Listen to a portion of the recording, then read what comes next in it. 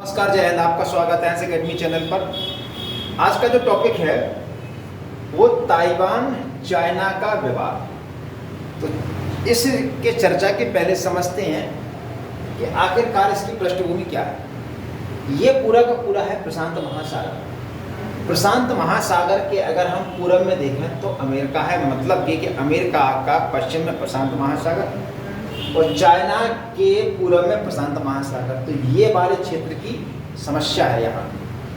हाल ही में क्या हुआ कि जो अमेरिका का प्रतिनिधि सभा है वहाँ की जो स्पीकर है नैन्सी पेलोसी, और नैन्सी पेलोसी जो कि अमेरिका के अगर शक्ति के रूप में देखा जाए तो तीसरी बड़ी महिला पावर है। जो बिडेन, कमला हैरिस, और तीसरी बड़ी जो पावर है वो है नैन्सी पेलोसी। अमेरिका का एक सदन है प्रतिनिधि सभा, उसकी स्पीकर हैं, और जो कि जिनने दौरा भी हाल ही में कहाँ किया, ताइवान में किया। ताइवान जो कि प्रशांत महासागर के तहत आने वाला चाइना के पूरब में है, तो यहाँ का दौरा किया। अब है क्या कि जो भी देश ताइवान का दौरा करता है तो उससे ये समस्या होती है, किसको? चाइना को होती है। अब चाइना को समस्या क्या होती है इसके लिए? क्योंकि चाइना अगर यहाँ पर कोई देश आएगा, मतलब कि वह देश ताइवान को एक देश मानता है, जबकि चाइना क्या कहता है कि चाइना ताइवान चाइना का तो एक क्या है, प्रांत है, प्रोविजंस है, हमारा क्षेत्र है ये। जबकि ताइवान कहता भैया कि हमें तुमसे कोई मतलब ही नहीं है, हम तो एक स्वतंत्र देश हैं। तो स्वतंत्र देश की जो कुछ ही देश ऐसे 13 या 14 देश ऐसे हैं जिन्होंने ताइवान को अभी तक एक स्वतंत्र देश की मान्यता दी, उनमें से अमेरिका भी है। भारत ने अभी तक ऐसा कोई कहा नहीं है, बल्कि भारत तो ये कहता है कि ठीक है, वन चाइना पॉलिसी है। अब वन चाइना पॉलिसी के तहत मतलब क्या आएगा, ताइवान भी इसी काम का आएगा। तो इन्होंने जैसे ही नैन्सी पेलोसी ने ताइवान का दौरा किया तो ये समस्या खड़ी किसको हो गई? चाइना को होगी, क्योंकि 1980 के बाद नियम ये है कि जो भी देश ताइवान में आएगा, मतलब वो पहले किससे परमिशन लेगा? चाइना से लेगा। जो कि अब जब नैन्सी पेलोसी आए तो उन्होंने उनसे पूछा नहीं, ये तो वैसे ही क्या है, सापने वाला एक दूसरे की प्रशांत महासागर के तहत, क्योंकि अमेरिका एक खुद महाशक्ति है और ये भी एक महाशक्ति की मूड में है। तो दोनों महाशक्तियों का क्या हो रहा है यहाँ पर? कॉन्ट्राडिक्शन हो रहा है। किस चीज़ को लेकर? ताइवान को लेकर। तो यही समस्या कहाँ हुई थी? यूक्रेन और रशिया की विवाद में। यही अमेरिका ने कहा था भाई कि हम आपको ठीक है नाटो में शामिल कर लेंगे, आपको ईयू में शामिल करवा देंगे, यही यूरोपीय देशों ने। और बाद में फिर यूक्रेन का क्या होगा, वो 5 महीने हो गए हैं। वही चीज़ है ये इसकी समस्या। तो चाइना ने फिर इसको वार्न किया, और इसके साथ साथ अमेरिका को वार्न किया कि जैसे ही आपकी नैन्सी पेलोसी आएंगी तो उसके परिणाम आपके गंभीर होंगे। इसको भी थ्रेड किया है और अमेरिका को भी थ्रेड किया। परंतु नैन्सी पेलोसी आई, अगर ना भी आती तो फिर वो क्या होता था, अमेरिका ईगो हर्ट हो जाता, अमेरिका की कहीं ना कहीं विश्व राजनीति में एक रेपुटेशन कम हो जाती, एक नाक से अलग कटती, वो अलग है। तो इसलिए नैन्सी पेलोसी ने दौरा किया ताइवान का। इसके बाद फिर उन्होंने दौरा किया कहाँ का? जापान का। जापान कहाँ है? ताइवान के उत्तर में है। ये वाला जो एरिया आएगा ये है पूर्वी चीन सागर। ये वाला एरिया पूर्वी चीन सागर है, यहाँ पर जापान चली गई।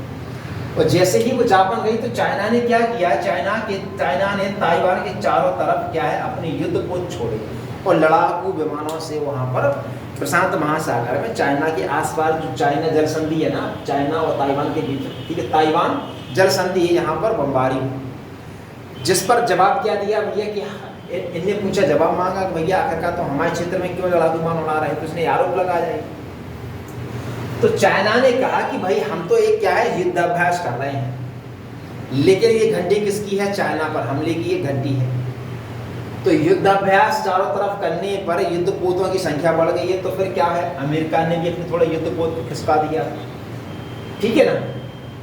तो ये समस्या थी। वर्तमान में चाइना ताइवान की जो राष्ट्रपति हैं वो ताई इंग लेन है, ताई इंग वेन है यहाँ की जो राष्ट्रपति, जो कि जनता द्वारा चुनी गई है।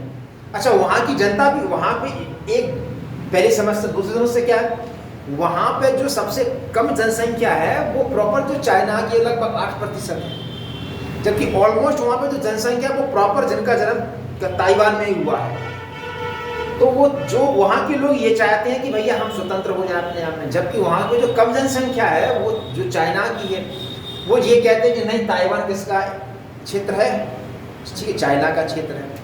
अब आखिरकार ताइवान क्यों मुद्दा बना हुआ है? इसका कारण ये है, अमेरिका क्यों सपोर्ट करता है? अमेरिका सपोर्ट इसलिए करता है क्योंकि अमेरिका के पास है हथियार।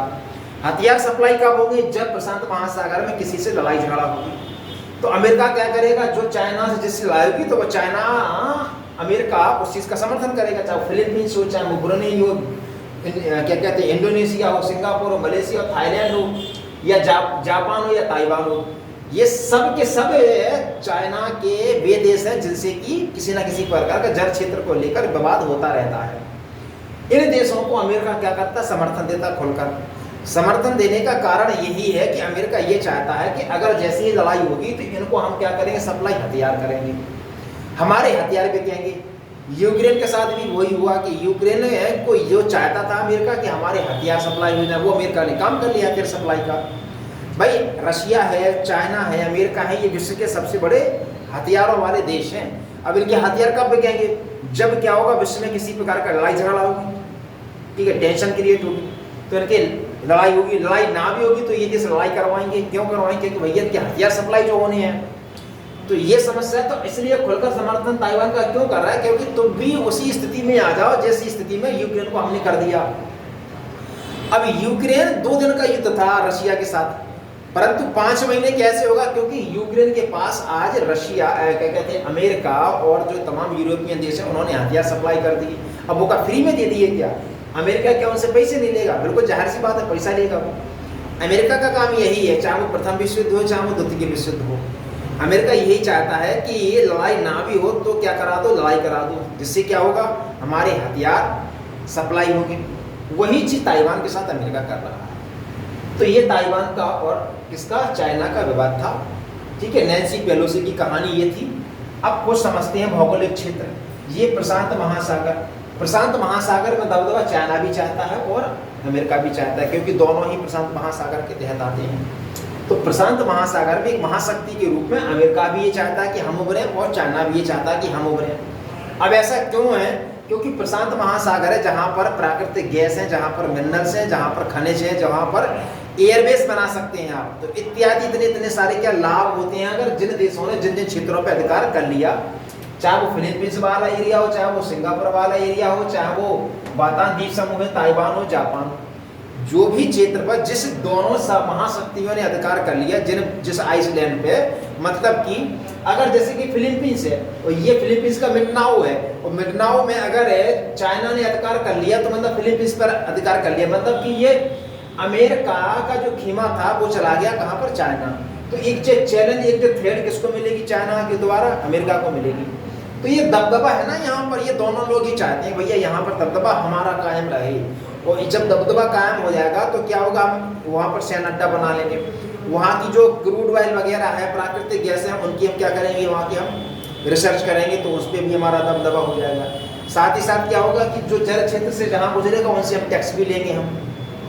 ये अमेरिका, ये चाइना अमेरिका चाहते हैं। ये दक्षिणी चीन सागर है, दक्षिणी चीन सागर के तहत एक 9 डैश लाइन आती है जिस पर अधिकार भी चाइना कहता है कि ये हमारा क्षेत्र है। 9 डैश लाइन मतलब 9 देशों की एक लाइन है जिस पर अधिकार चाइना का है। उसमें ताइवान है, फिलीपींस है, ब्रुनेई है, बोर्नियो है, सिंगापुर है, मलेशिया है, थाईलैंड है, ठीक है ना, वियतनाम है, कंबोडिया है। ये 9 डैश लाइन के तहत आने वाले देश हैं, ये दक्षिणी चीन सागर है। अगर जैसे कि मान लो चलो ये भारत है, भारत का कोई जहाज जाएगा ना तो ऐसे जाता है और यहाँ पर रुक जाता है, क्योंकि ये वाला जो एरिया है ना इसको कहते हैं क्या?